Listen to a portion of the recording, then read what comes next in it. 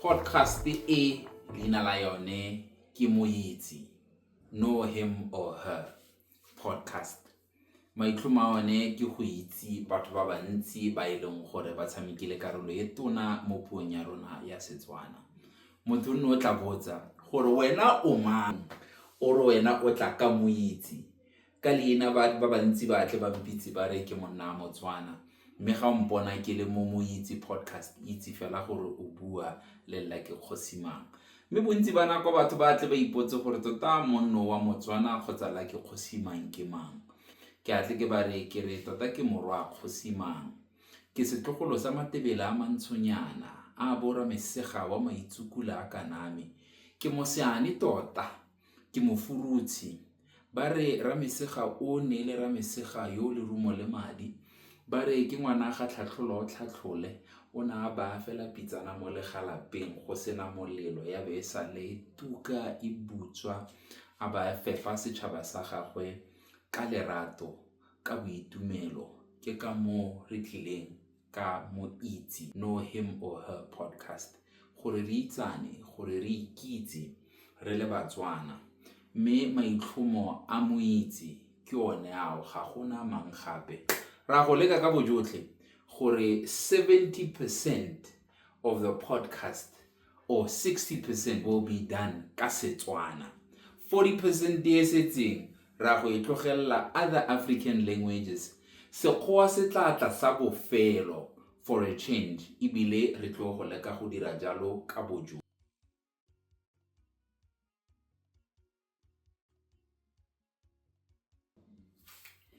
Mission and vision, moano le maitlhomo a Moitsi as a podcast. Kgang tota ke gore nkile ka bala sengwe se ne se kwadilwe gote in the next 20 years Setswana e tle be le nngwe ya di-languages kgotsa dipuo tse leng gore di tla be di nyeletse.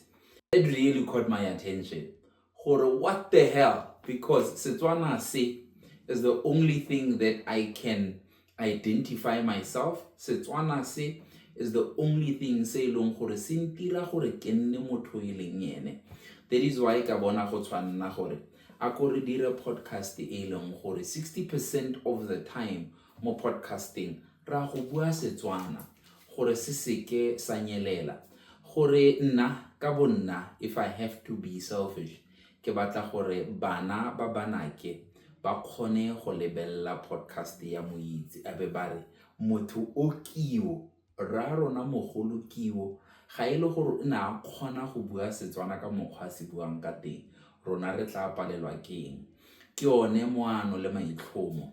Ke batla gore in the next 10 to 20 years ga nka bona e le gore re na le di-podcast tse dintsi mo Afrika Borwa specifically, ka gore re na le Batswana ba le bantsinyana mo Afrika Borwa. Ke a bona e le gore Batswana ba rona ba mo Afrika Borwa le bone ba rata go dira di-podcast kgotsa go create content ka Setswana, ebile ba ipeile ka Setswana go fitlhella e be le gore Setswana ke nngwe ya dipuo tse leng gore di a buiwa mo Afrika Borwa, mo TV, mo radiong, mo mafaratlhatlheng kgotsa maranyaneng otlhe mo Afrika Borwa. So that's my vision and mission about podcast ya Moitsi.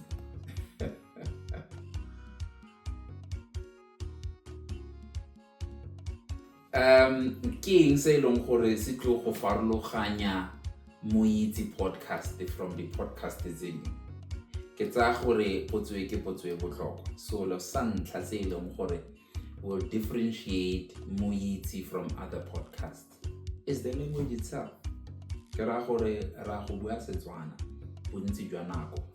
Ke ka mo ne nka rata gore nka dirisa AI gore e tle e re bontshe at real time gore are we within the threshold ya gore re mo puisanong ya rona mo Moitsi re stickile to that target ya gore 60% of the time re bueng Setswana and 40% of it a ko re bueng dipuo tse dingwe ko ntleng ga Setswana, mme Sekgowa e nne sa bofelo ko tlase kwa.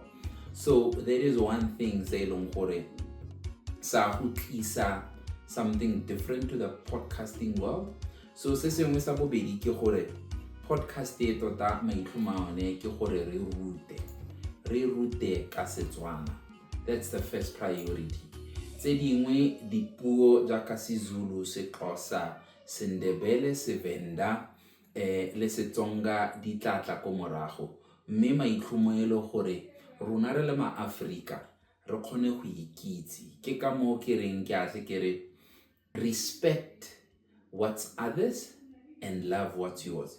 So re mo moanong mo nna ke le Motswana le Batswana ba bang ba ba nthumileng gore ra go rata se leng sa rona, re tla tlotla se leng sa ba bangwe, gore re tle re kgone gore re boloke, re tle re kgone gore Setswana se tle se etelelwe pele ke batho ba e leng gore ba se rata.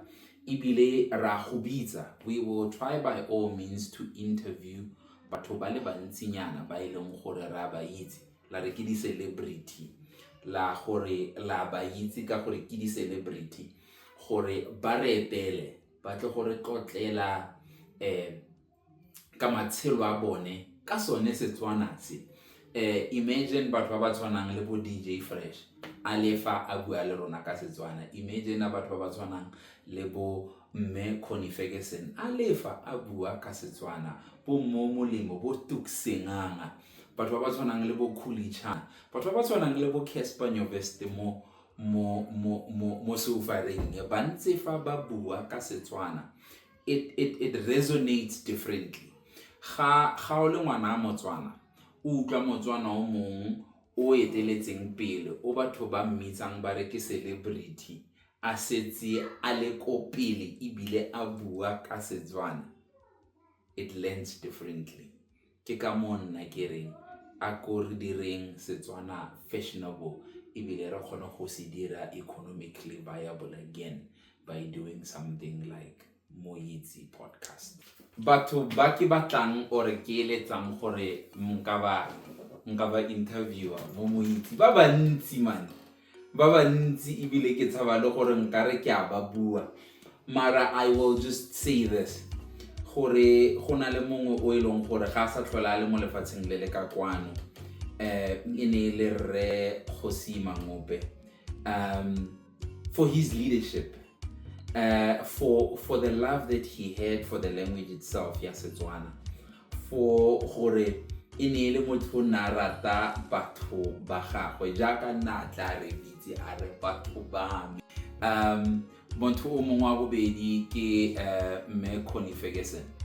Kgang ke gore mme o ratisitse batho Setswana mo televisioneng, and God rest his soul, monna wa gagwe Shona Ferguson. So se ke se ratelang ka mme ole ke gore le ga ka dira production jaaka e le producer, le ga ka dira production e leng gore ke a Sekgowa, wa go utlwa ra tlhela sengwe sa Setswana just for the sake of it. Batho ba tshwanang le bo Ausi Tebogo Kgobokwe, ba re ke the Queen of Dance.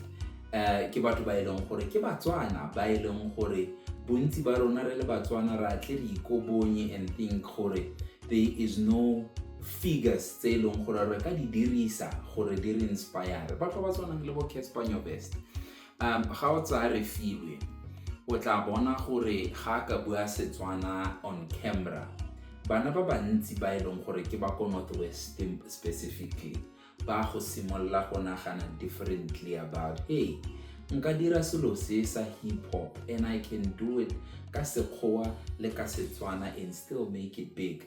Batho ba tshwanang le bo Mamokgethi Phakeng. I'm very big in education. Ke rata thuto ka gore ke dumela gore thuto is one of the things tse leng gore ga ona le tsona le motho di kgona go aga, di kgona go bopa ga o le motho kgotsa o kgone go nna motho setšhabeng. So batho ba tshwanang le bao ke bone batho ba e leng gore nne nka eletsa gore ke nne le bone, ke tlotle le bone ka Setswana. Motho o mong o nneng e ne le gore ne ke mo rata le ene o tlogetse lefatshe le le ka kwano ke Cebo Manyapelo, a brilliant broadcaster of note. E re o tsoga mo mosong a bo utlwa a re e monate mo mosong. A re e monate mo mosong. And as a child ne re sa tlhaloganye gore na bua ka eng, mme na dira radio monate le wena e bo utlwa o kare ne nka rata go nna mo radiong. Motho o mong gape o tsamaisanang le Cebo Manyapelo ke Thato, ke DJ Fresh. Imagine having DJ Fresh mo Moitse podcast. Nkile ka utlwa mahemhem a gore e ne e le morutabana wa Setswana, and to make it into a predominantly English radio station e ne e le morutabana wa Setswana. That's one of the people ba eleng gore ne nka rata gore interviewer jalo le jalo mo podcasting ya rona ya Moitse go ba itse botoka and to inspire bana ba eleng gore ke ba ma-Africa, more specifically ba eleng gore ke ba Batswana. Wa bona kgang ke gore go bua nnete fela ke mosimane wa Kokasi. Kokasi re bua sekasi. Kokasi Setswana ga se puo e leng gore we really wanted to speak, because re ne re dumela gore ga o bua Setswana sentle se phepa se sa pekangwang o no le bale. E re tsatsi lengwe e le gore ke iphitlhela ke le ko University ya Pitori, ga ke le ko a be nna gore ke ya gae ka di-holiday. Motho wa ntlha o dirileng gore tota ke rate Setswana jaaka ke se rata re yo Nzalang. Ke gopola ke tsena ko lapeng e le gore ke tswa ko university ke di-holiday tsa Paseka, ke bua bo ka boshigo, ke bua Sepitori jaaka batho ba tle ba se bui, ke a toloka. Re o ntsetseng abanta re monna Tlakwana, wa bona puonyane e o e buang ga o gorogile mo gae a e sale ko gate. Ga re tsena mo teng ga ntlo ya ra Kgosimane re bua Setswana. So make it a point ya gore o bua Setswana jaaka sentse ebile o sa se mixi ka Setsotsitale kgotsa ka Sepitori jaaka re tlwaetse.